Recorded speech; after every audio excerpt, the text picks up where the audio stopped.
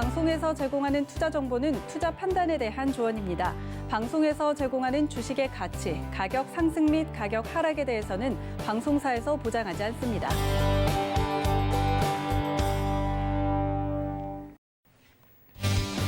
안녕하세요. 수익률 대격돌 주유소 진행의 저는 도하나 박PD입니다. 네, 오늘 차분하게 주유소 2부 시작을 해봤는데요. 아직도 그 양봉잼에 대한 감동이 가시지 않았습니다. 하지만 주유소 2부에서 도팀과 박팀으로 수익률 대결도 치열하게 진행을 해볼 테니까 채널 끝까지 고정해 주시면 좋겠습니다. 자, 오늘 승리의 후보자들도 인사를 드려야겠죠? 도팀과 박팀의 전문위원님들 다시 모십니다. 위원님들 안녕하세요. 안녕하세요. 네, 반갑습니다. 오늘 두 분의 수익률 대결돌 지금 결과 발표만을 앞두고 있는데 두 분과 함께 오늘도 종목 대결 펼쳐보도록 하겠습니다. 포트폴리오 운영을 위해서 이 규칙을 다시 한번 설명하고 넘어가야 될 것 같은데 어떻게 포트폴리오 운영할지 함께 정리해 보시죠. 네, 포트폴리오 운영 규칙 먼저 설명을 드립니다. 시청자의 바닥난 포트폴리오를 저희가 이미 접수했습니다. 기존 종목들을 저희가 손절을 시켜드리고요. 전문위원님들의 종목으로 포트를 운영합니다. 전문가당 한 종목 추천을 저희는 원칙으로 하고 있고 제시된 손절가와 목표가가 터치가 되면 자연스럽게 포트에서 제외됩니다. 최고 수익률 산정 기준은 종가로 하도록 하겠습니다. 자, 그렇다면 포트폴리오 지금 수익 현황을 살펴봐야 될 것 같은데요. 박팀, 동신건설이 지금 혼자 힘을 내어주고 있는 상황인데 14% 수익률을 기록하고 있고요. 빅텍 마이너스 3%, 한국타이어앤테크놀로지 1.91%, 모비스 1.84%, 젠큐릭스 4.52% 지금 하락세를 걷고 있는 모습입니다. 힘을 내어주고 있는 상황에서 복구 금액 한번 살펴볼까요? 네, 그래도 총 수익률 0.2% 기록 중입니다. 10만 원가량 현재 평가 잔액 복구를 한 것으로 보입니다. 자, 도팀 포트폴리오 볼까요? 네, 도팀 정말 내실 있는 종목들이 수익이 나고 있어야 되는데 매수가 미도달인 종목들이 있어서 좀 안타깝습니다. 그래도 0%대 지금 약수익권에서, 약손실권에서 움직이고 있다는 점 여러분들 확인 가능하실 것 같고요. 복구 금액도 볼까요? 네, 지금 현재 열심히 힘을 내어주고 있지만 마이너스 0.2% 수익률이 나고 있는 상황입니다.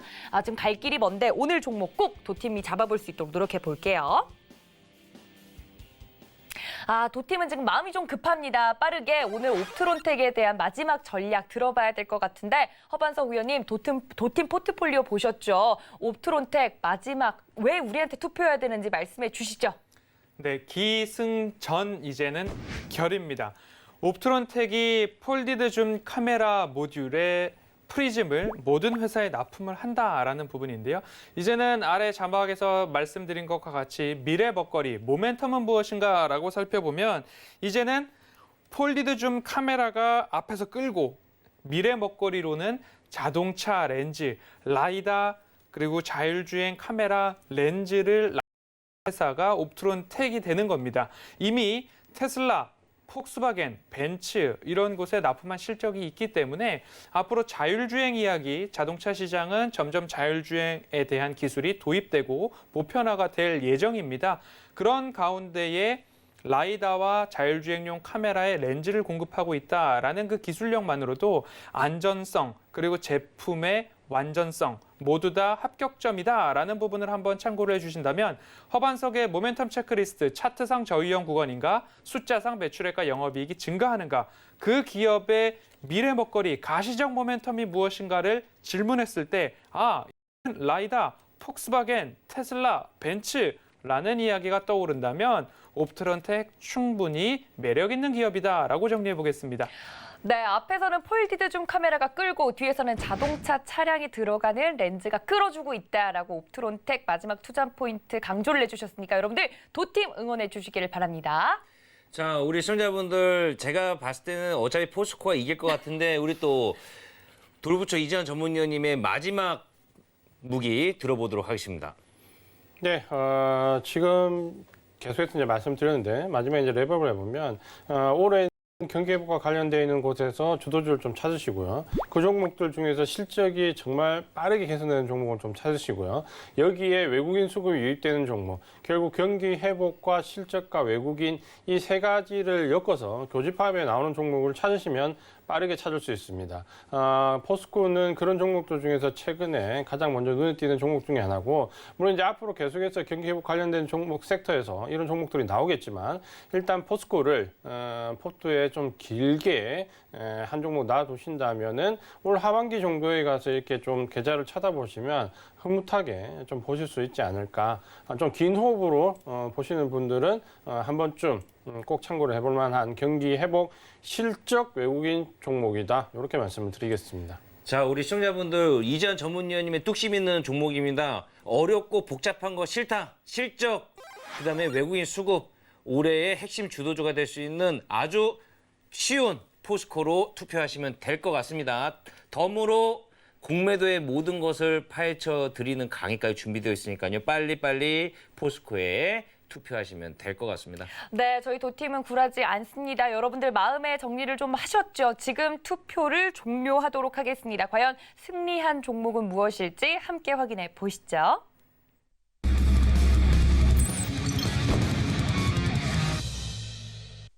네, 오늘 승리한 종목은요? 네, 역시 내실 있는 철강 대장주 포스코입니다. 저는 포스코가 이길 줄 알았고요. 우리 시청자분들의 탁월한 선택이십니다. 우리 또 뚝심 있는 이재현 전문위원님의 포스코 매매 전략도 들어보시고요. 그리고 오늘은 채널 고정해야 됩니다. 채널 꼼짝마. 지금 리모컨에 손 떼시고요. 우리 시청자분들 공매도 그동안 궁금하셨던 분들 확실하게 우리 이재현 전문위원님이 명품 강의 준비되어 있으니까는 끝까지 시청해 주세요.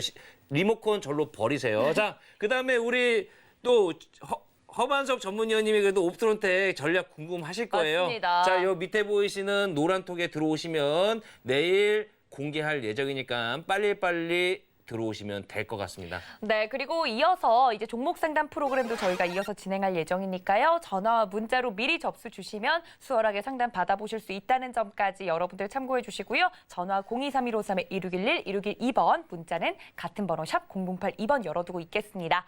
또 본 방송에서 제공해 드린 정보는 투자 판단에 대한 조언일 뿐 해당 주식의 가치나 수익률을 보장하고 있지 않다는 점까지 알려드리면서요. 포스코의 아버지 강의를 들으러 저희는 물러가 보도록 하겠습니다. 채널 고정!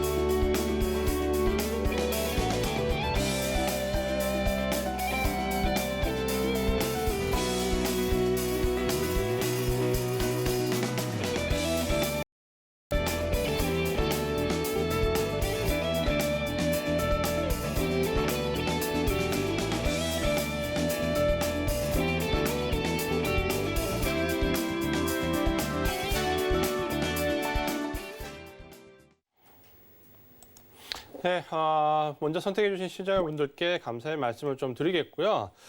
아마도 우리 사실 허방수 의원님 실력이 상당히 더 출중하신데 오늘은 우리 박 PD님이 멘트를 잘해주셔서 제가 선택이 된 것 같습니다. 포스코 대응 전략을 말씀을 좀 드릴 건데요. 사실 이제 이런 대응주를 너무 싸게 사려고 하면 또 못 사시는 경우가 있어요. 그래서 가능하면 물론 이제 이 부분은 제가 방송에서 말씀드리기 때문에 한 번에 단일가로 말씀을 드리지만 사실 진입은 분할로 진입하시고 분할로 청산하시는 전략이 가장 좋습니다. 오늘 포스코 종가가 35만 3천 원 정도 되는데 35만 원 전후에서 그냥 사시면 될 것 같아요. 그러니까 가능하면 두세 번 나눠서 사시는 게 가장 좋다. 이렇게 말씀을 좀 드리겠고요. 손절 가격은 크게 의미가 있지는 않지만 기술적으로 29만 원 손절 가격으로 좀 넣으시고요. 대신 이제 목표 가격은 저는 지금 이 위치에서 포스코를 사시려고 하시는 분들은 장기로 좀 보셔야 됩니다. 그러니까 포스코가 1분기 실적이 지금 굉장히 좋게 나왔고 2분기도 기대가 되는데 제가 봤을 때 포스코는 이미 10년 이상 하락하고 어떻게 보면 지금 10년 이상 하락한 이후에 지금 현재 이제 반등이 나오는 구간이거든요. 그러니까 그렇게 본다면 너무 짧게 급하게 지금 보실 필요는 없습니다. 물론 이런 종목이 중간중간 굴곡이 나올 거고 눌림목이 나오겠지만 장기로 보시면서 혹은 조금 롤링이 가능하시면은 부분 익절 다시 부분 진입 이런 이런 과정을 좀 거치시면서 좀 긴 호흡으로 보자. 일단 목표 가격은 지금 현재 영업이익이 나왔던 구간이기도 하고요. 지금 현재 이익 관점에서 가늠을 해볼 수 있는 위치이기도 한데요. 일단 목표 가격을 50만 원으로 말씀을 드리겠습니다. 지금보다 한 15만 원 정도 위쪽에 형성되어 있는 가격인데 사실 이 가격도 제가 봤을 때는 스윙의 관점에서 가격이다라고 좀 보시면 되겠고요. 만약에 이제 좀 더 길게 보시는 분들은 가격을 좀 더 잡을 수도 있습니다. 다만 장기 스윙의 관점에서 올해 도달할 수 있는 목표 가격 50만 원을 말씀을 드리겠습니다. 지지선 29만 원, 진입 가격은 35만 원 전후, 목표 가격은 50만 원 가격 대응 전략을 말씀을 드리겠습니다. 그다음 이제 오늘 강의를 드릴 내용이 사실 어떤 내용을 말씀드릴까 하다가 최근에 이제 시장에 대해서 제가 자세하게 분석을 해드릴 수 있는 경우가 좀 드물어서요. 오늘 이제 시장에 지금 현재 중요하게 작용을 좀 할 수 있는 변수에 대해서 말씀을 좀 드리려고 하는데요. 사실 시장에 대한 변수가 지금 여러 가지가 있다가 어떻게 보면 지금 현재는 좀 소강 상태에 들어와 있습니다. 그 중에서 아마 지금 현재 어제의 시장의 조정감 오늘 이제 반등이 조금 약하게 나왔죠. 그러면서 글로벌 증시가 우리 시장뿐만 아니라 유럽과 아시아 증시가 동시에 어제 큰 폭으로 내렸거든요. 제가 이제 서두에 좀 말씀을 좀 드렸는데 왜 갑자기 증시가 굉장히 좋고 미국 시장 나쁘지 않는데 갑자기 글로벌 증시가 이렇게 내렸을까라는 부분들을 좀 보신다면은 아무래도 지금은 이런 하방이 선물 옵션, 그러니까 파생 상품과 연관되어 있다는 부분은 좀 명확한 것 같습니다. 왜냐하면 지난주 화요일이었죠. 어제 말고 화요일 날 먼저 이제 유럽 증시가 폭락을 좀 했었습니다. 뭐 폭락까지는 아닌데 독일 지수가 한 2% 가까이 하락하고 대부분의 종목들이 국가들의 지수가 2% 가까이 좀 하락을 좀 크게 했습니다. 사실 이제 그날 미국 시장 크게 하락하지 않았거든요. 근데 왜 이럴까 했는데 그 다음날 아시아 증시가 시작하면서 일본이 2% 내렸고요. 홍콩도 지금 일정 한 7, 8% 내렸었고 어제 이제 우리 증시도 굉장히 큰 폭으로 좀 하락을 했었죠. 근데 문제는 하락폭도 하루치고는 좀 작지 않았지만 내용이 좋지 않았습니다. 왜냐하면 우리 시장 어제 잠깐 좀 살펴보면 어제 우리 시장의 수급을 잠깐 좀 보시면요. 외국인들이 우리 시장에서 계속해서 3월 26일 이후에 매수 기조를 좀 이어 들어와도 매도 물량이 1,000억, 2,000억 내외였거든요. 근데 어제 갑자기 1조 4천억 정도 굉장히 큰 폭의 매도를 좀 했었습니다. 문제는 거래소에서 1조 4천억 정도 매도도 좀 컸지만 사실 그때 선물이 장중에 만계약 이상 매도가 됐거든요. 근데 또 우려스러운 점은 풋옵션이 255억 정도 매수가 됐습니다. 사실 이제 선물이 만계약 이상 움직이고 옵션 금액이 200억이 넘어가면 일단은 우리가 교과서적인 플레이로 시장에 이상 징후가 있다라고 보통 판별을 합니다. 그래서 선물 만계약 이상, 옵션 200억 이상, 이건 한번 기억해 두실 만한 포인트인데요. 근데 사실 어제 이제 그런 현상이 좀 들어왔었습니다. 1조 4천억 정도 되는 매도량도 작지 않았지만 선물과 풋옵션, 파생 쪽에서 많이 매도가 들어왔는데 이 부분은 제가 글로벌 증시를 살펴보니까 거의 비슷했습니다. 그러니까 유럽 증시도 마찬가지고요. 아시아 증시도 선물 옵션 쪽에서 하방 포지션이 되어 들어왔습니다. 자, 이 말은 뭐냐면 우리 시장에 국한된 재료로 우리 시장만 하방을 공략한 게 아니라 유럽 증시와 아시아 증시, 어떻게 보면 미국 증시를 제외하고 대부분의 주요 증시에서 거의 동시에 하방 물량이 진입이 되는 겁니다. 이런 이제 통일된 움직임은 어떤 경우에 나오냐면 대부분 선물 옵션과 관련되어 있는 단기적인 포지션은 헤지 펀드들이 움직이는 경우가 많이 있고요. 이런 일관되고 동시다발적 움직임은 어느 특정 헤지 펀드에서 계획된 매매를 했다라고 볼 수밖에 없는데요. 사실 이런 경우는 과거에도 종종 좀 있었습니다. 그러면 우리가 왜 이렇게 갑자기 헤지 펀드들이 아시아와 유럽 증시에서 갑자기 매도 포지션을 늘렸느냐라는 부분을 좀 찾아봐야 되는데 사실 미국 시장이 나쁘지 않기 때문에 특별한 이유를 찾기가 그렇게 쉽지가 않습니다. 근데 제가 이제 곰곰이 좀 생각을 해보니까 사실 우리가 지난 1월 달에 연말 연초에 굉장히 급등을 했던 증시가 1월 달에 잠깐 차익 매물이 나오고 조정이 그칠 수 있는 상황에서 2월 달에 조정이 이제 깊어졌죠. 그러면서 1월 중순 이후에 조정이 2월, 3월, 4월까지 연결됐는데 그 발단이 되었던 조정을 이제 증폭시키는 가장 큰 이슈가 뭐였냐면 오늘 이제 첫 시간에 말씀드렸던 그때 미국의 대규모 국채 발행이 흥행에 성공하지 못했습니다. 그러니까 굉장히 흥행의 기인까지 계속해서 미국 국채 발행이 성공을 했었는데 2월 달에 약간 위기 신호가 나왔습니다. 국채가 팔리지 않아? 제대로? 라는 위기 시그널이 나왔는데 이 시그널이 나오자마자 바로 국채가 팔리지 않으니 그렇다면 국채 금리가 더 인상돼야 되지 않을까? 그러면 장기 국채 금리가 오르지 않을까라는 부분이 실제로 장기 국채 금리 급등이 왔었죠. 이 장기 국채 금리가 급등이 오면서 그동안 유동성의 힘으로 이루어져 왔던 성장주들이 특히 대부분의 IT 섹터 종목들이 급락을 겪으면서 우리 시장이 1월 중순 이후에 2월 달 조정이 깊어지고 3월, 4월까지 왔거든요. 그런 부분의 연관성을 본다면 사실 이번 주부터 다음 주 초반까지 미국이 또 대규모 국채 발행을 앞두고 있습니다. 물론 이제 장기 5년, 20년물까지, 10년물까지 다양하게 다음 주까지 발행이 되는데 이 발행이 어느 정도 흥행에 성공을 할 거냐라는 부분을 놓고 만약에 지난 2월 달처럼 흥행이 부진하다라는 시그널이 나오면 이거는 한 번쯤 다시 하방으로 단기간에 밀어붙일 수 있다라고 헤지 펀드들이 생각을 한 것 같습니다. 물론 이제 이런 과정이 100% 이제 검증될 수 있는 부분은 아니지만 헤지 펀드들이 움직이는데 시장이 좋은데 아무런 문제가 없는데 갑작스럽게 하방 포지션을 잡는다 어렵거든요. 그렇게 놓고 본다면 헤지 펀드들이 아마도 이걸 가지고 지난 2월 달에 대한 기대 심리가 좀 있지 않았을까. 여기에 코로나19 재확산이라는 부분까지 좀 덤으로 엎으면 단기간에 시장 분위기를 좀 공포스럽게 만들 수 있다. 판단을 했을 것 같고 실제로 내년 이 다음 주 화요일 정도까지 앞두고 한두 번 정도 하락이 좀 깊어질 수는 있습니다. 그러니까 단기적으로 깊어질 수는 있는데 이전의 사례를 보면 예를 들어서 오늘 어제 대규모로 들어왔던 선물 매도나 풋옵션 물량이 오늘 풀리지 않았거든요. 그 말은 어제 들어왔던 하방 물량은 오늘 지고 있다라는 거죠. 그러니까 조금 더 헤지 펀드들이 눈치 보겠다는 겁니다.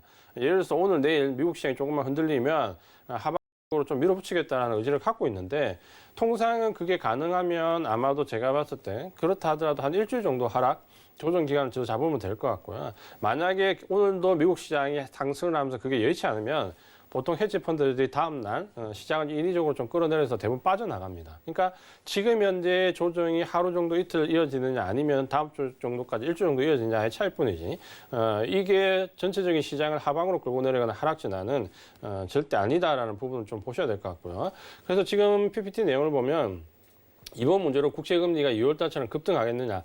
저는 가능성이 높지 않다라고 봅니다. 왜냐하면 국채금리가 안정된 이후에 지금 국채금리가 인상될 수 있는 요인이 지난주와 지지난주에 특히 지난주에 국채금리가 급등할 수 있는 여건이 좀 되었거든요. 근데 그때 국채금리가 살짝 장중에 급등했다가 다시 주저앉으면서 지금은 그렇게 지난 2월 달처럼 위기감을 조성해서 국채금리를 단기간 급등시키기가 쉽지 않겠다는 시장 컨센서스가 있다는 부분을 지난주에 좀 확인을 했고요.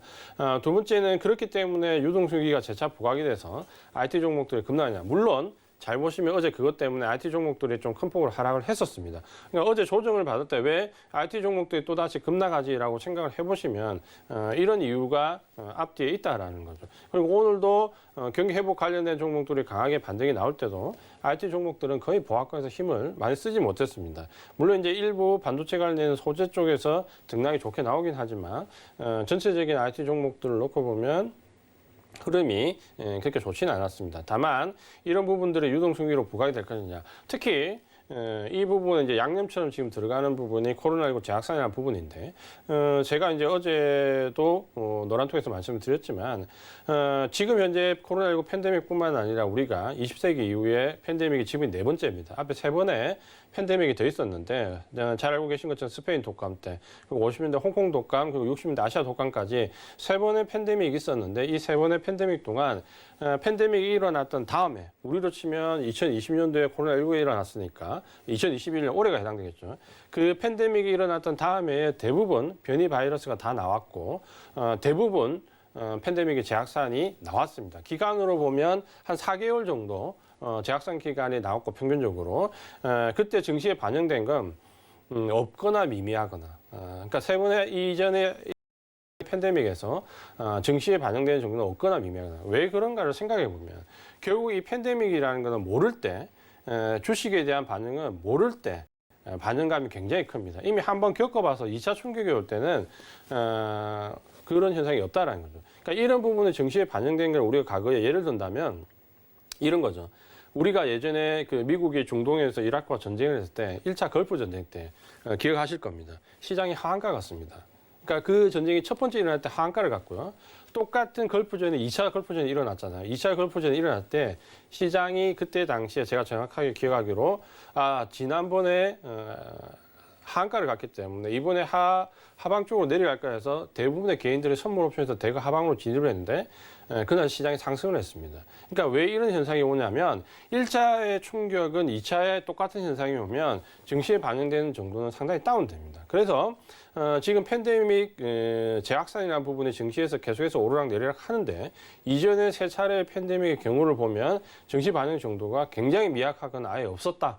라는 부분을 좀 보셔야 되고 또 한 가지는 이전에 세 차례의 팬데믹은 백신이 없었습니다. 백신이 없고 단지 시간이 지나면서 집단 면역력이 생겨서 극복했던 사례인데 지금은 백신도 있잖아요. 그럼 백신이 없었을 때도 재확산이나 변이 바이러스가 증시에 영향을 주지 못했는데 지금 백신이 있는 상황에서 변이 바이러스와 재확산이 얼마만큼 증시에 영향을 줄 거냐라는 부분을 본다면 우리가 누구나 짐작을 할 수 있다는 거죠. 그러니까 그런 우려감이 실제 증시에 반영되는 경우가 없다라는 부분을 보시면 너무 우리가 민감하게 그런 부분에 필요는 없다라고 첫 번째 이슈 미국의 대규모 국채 발행에 따라서 외국인들이 선물주 하방으로 이끈 조정은 하루 이틀 만에 끝나거나 단기에 그칠 수 있다. 적어도 일주일 이상 되진 않는다라고 말씀을 좀 드리겠습니다. 그다음 이제 두 번째 말씀드릴 이슈가 이제 본격 실적 시즌인데 사실 제가 이제 미국에 우리가 2월, 3월 달 갈 때 제가 이런 얘기를 방송에서 드렸습니다. 뭐냐면 지금 시장이 굉장히 어려워도 3월 실적이 좀 대두되는 시점, 물론 이제 4월 달 실적 발표 시즌이 되는데 들어가면 미국 증시는 급격히 좋아질 것이다. 그러니까 만약에 최악의 힘든 경우는 3월 셋째 주나 넷째 주 되면 어느 정도 해결이 된다고 말씀드렸는데 실제로 3월 26일부터 우리 시장이 반등을 주기 시작했잖아요. 그럼 왜 그러냐면 굉장히 상황으로 생각해 볼 필요가 있습니다. 뭐냐면 지금 현재 1분기 실적 미국이 1분기 실적 발표가 되면서 지수가 굉장히 견실하게 올라가고 있는데 당연하잖아요. 우리가 실적이라는 거는 지금 당장의 부분도 중요하지만 실제로 개선의 정도입니다. 앞으로 좋아질 건지 혹은 과거보다 얼마나 좋아졌는지라는 흐름을 보는 거죠. 실적이 정점이냐 바닥이냐라는 부분을 보시면 안 되는데 이 흐름을 놓고 본다면 지금 과연 이제 2021년도 올해 1분기 실적이 직전 보통 우리가 두 가지를 비교를 합니다. 직전 분기와 혹은 작년 동기 대비인데 먼저 직전 분기와 비교를 해보면 지금 과연 이제 코로나19가 어느 정도 봉쇄 조치가 해제되면서 작년 4분기와 1분기를 비교하면 그래도 작년 4분기보다 1분기가 당연히 좋죠. 그건 비교할 수 없는 거잖아요. 그렇죠. 그리고 만약에 작년 동기와 비교를 하냐면 작년 1분기는 코로나19로 급락을 맞아서 거의 셧다운 되면서 거의 실적이 바닥일 때입니다. 그때와 지금을 비교하면 당연히 지금 1분기 실적이 좋죠. 그러면 직전 분기와 비교를 하던 작년 동기와 비교를 하던 지금 실적이 결코 나빠질 수가 없습니다. 그러니까 실적 시즌에 들어오면 무조건 주가는 좋은 긍정적인 방향으로 방향을 볼 수밖에 없다라는 거죠. 그러니까 이게 대전제라는 부분을 일단 실적 시즌에서 전제를 하고 보시는 게 필요합니다. 우리 이제 시장 내부적으로 실적을 좀 보면 1분기 이제 실적이 정점인 섹터들이 있습니다. 그러니까 제가 왜 이 부분을 먼저 넣냐면 일부 종목들을 보면 1분기 실적이 어떻게 보면 향후 몇 년간 나오기 어려운 실적들이 좀 나오는 종목도 있습니다. 특히 제약바이오에서 보면 코로나19와 관련돼서 4분기 실적과 1분기 실적이 거의 정점인 진단키트를 비롯해서 몇 가지 섹터는 1분기가 거의 정점입니다.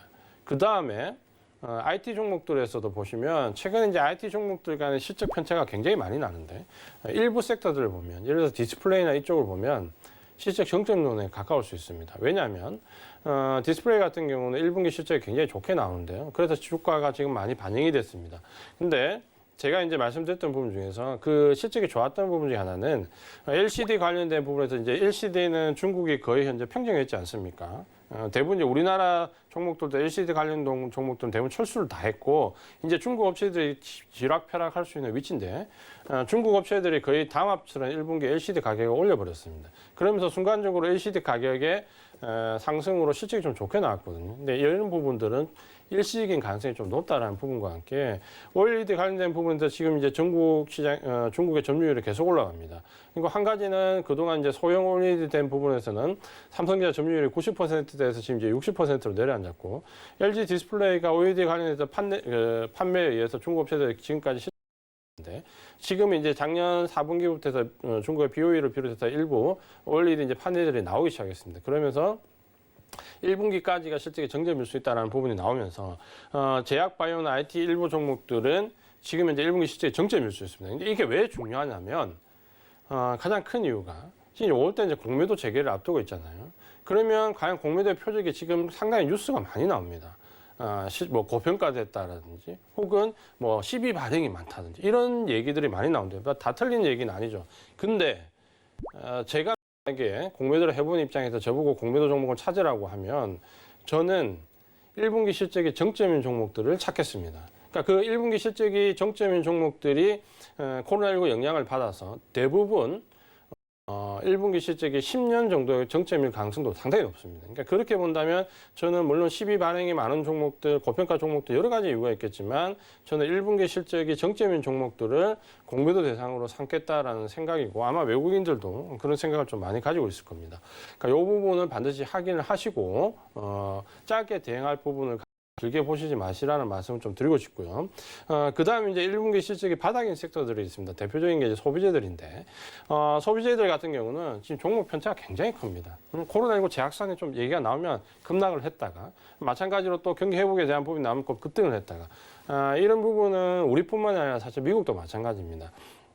미국도 지금 보면 소비재 관련되어 있는 종목들은 상당히 편차가 크게 나옵니다. 근데 이제 이 부분을 어떻게 볼 거냐 본다면 지금도 사실 보면 소비재 관련되어 있는 종목들은 정점을 한번 찍었다가 다시 내려오니 반복을 하고 있거든요. 이런 종목들은 1분기 실적 발표를 기점으로 해서 조금씩 천천히 매수에 들어가면 됩니다. 결국 1분기 실적 바닥이라는 본리를 가지고 2분기, 3분기에 오히려 꽃을 피울 수 있는 종목.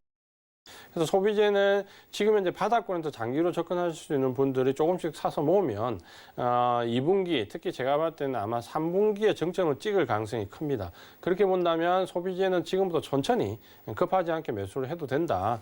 이렇게 좀 말씀을 드리겠고요. 그 다음 이제 세 번째가 이제 하이라이트가 되는데 1분기 실적 호조 섹터들입니다. 제가 이제 예전에 그 수익을 마다 강의를 할 때 경기 회복을 세 가지로 나눴잖아요. 경기 회복 기초 섹터, 그 다음에 확장 섹터, 그리고 이제 소비재 섹터. 요 순서상으로 넘어가니까 요 순서에 맞게 매수를 하시면 된다라고 말씀드렸는데 역시 이제 1분기에 가장 강했던 섹터들을 보면 철강, 기계, 조선, 건설. 특히 이제 철강, 기계, 조선은 1분기뿐만 아니라 지금 계속해서 2분기도 향해서 달려가고 있는데 이 종목들은 이제 특징이 있습니다. 뭐냐면 경기 회복에 대한 기대감으로 가는 섹터들 있잖아요. 예를 들면 뭐 우리가 잘 이라든지 혹은 여행이라든지 카지노라든지 실질이 좋아지지 않는다 그렇죠. 크게 기대감을 가지고 하는 섹터들이고 지금 철강이나 기계나 조선 같은 섹터들은 지금 당장 실적이 크게 뛰어오릅니다. 그러니까 지금 당장 제품 가격이 인상됐고 지금 당장 실적이 호조가 되고 있고 지난 분기와 비교해서 지금 당장 실적이 크게 늘어나고 있다는 거예요. 지금 외국인들이 주목하는 섹터는 바로 이런 종목들입니다. 왜냐하면 그거는 지금 현재 국한된 부분이 아니라 우리가 과거에 모든 유동성 장세를 봐도 똑같은 과정을 거칩니다. 유동성 장세 초기에는 낙폭이 가됐던 종목들이 많이 오르고요. 그 다음에는 성장성이 큰 종목들이 많이 오릅니다. 그게 작년이잖아요. 그 다음에 이제 유동성 장세가 좀 무르익으면 실적이 좋은 종목으로 실적 장세로 넘어갑니다. 지금이 바로 이제 그런 유동성의 성장성 중심의 장세에서 실적 장세로 넘어가는 가독이잖아요. 그래서 이제 서서히 실적 장세로 넘어갈 건데 이 철강이나 기계나 조선 같은 종목 어때요? 지금 조선 수주되는 상황, 철강 가격 인상돼서 나오는 부분, 그 다음에 기계에서 나오는 실적 보시면은 상당히 예상치를 뛰어넘게 나오잖아요.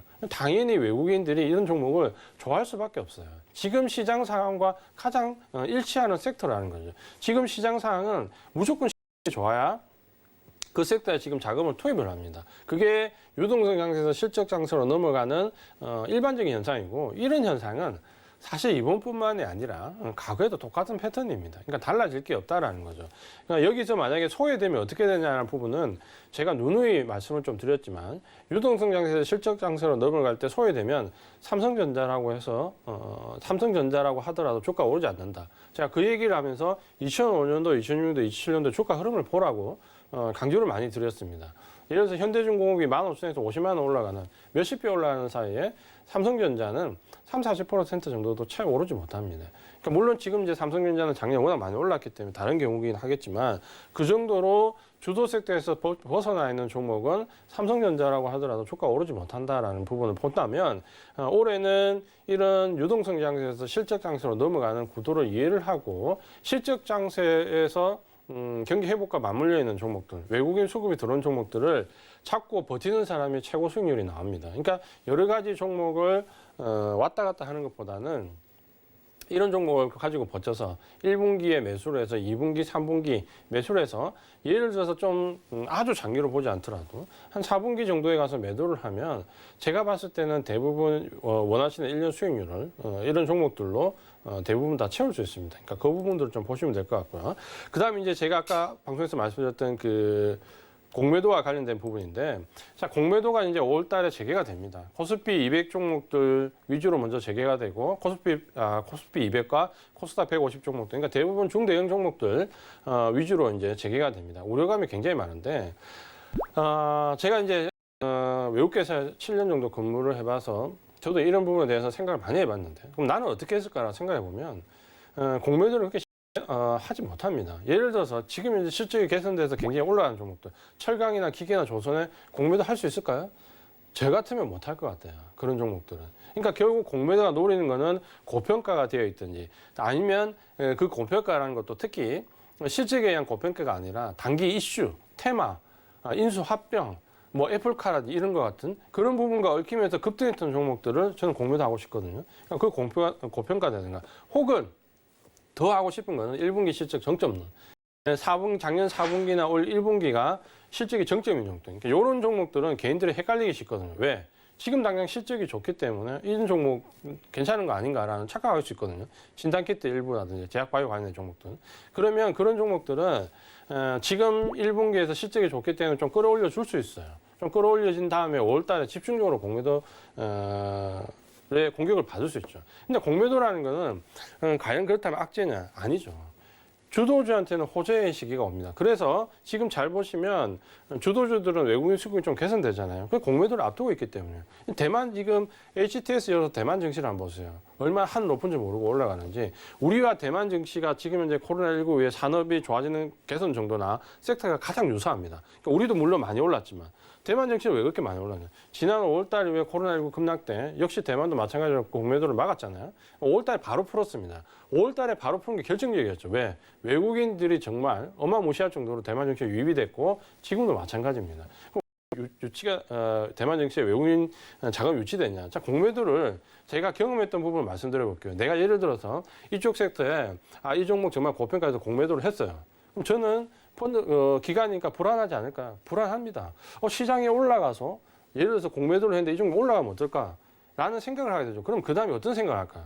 그러니까 여기를 공매도했으니까 대충 대신에 좋은 섹터 종목을 좀 사놓자. 그럼 시장이 올라갈 때 여기서 같이 올라가면 어느 정도 만회가 될 것이고 이 종목들은 내려가면서 수익이 나는. 그러니까 양쪽의 포지션을 같이 지는 합성 포지션으로 가는 거죠. 그래서 실적이 안 좋은 종목은 공매도를 하게 되고 고평가되는 종목은 공매도를 하게 되고 반면에 시장 따라서 크게 상승하는 종목은 해지 차원에서 매수를 하는 거죠. 비율이 어느 정도 될까요? 제 경우상 볼 때 7대 3입니다.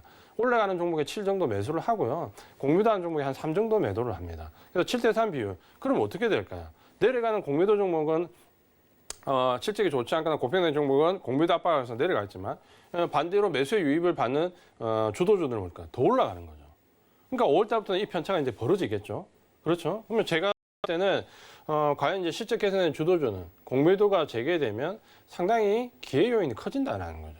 그러니까 이런 생각은 저뿐만이 아니라 외국계에 있는 모든 펀드 매니저들이 똑같이 생각을 할 겁니다.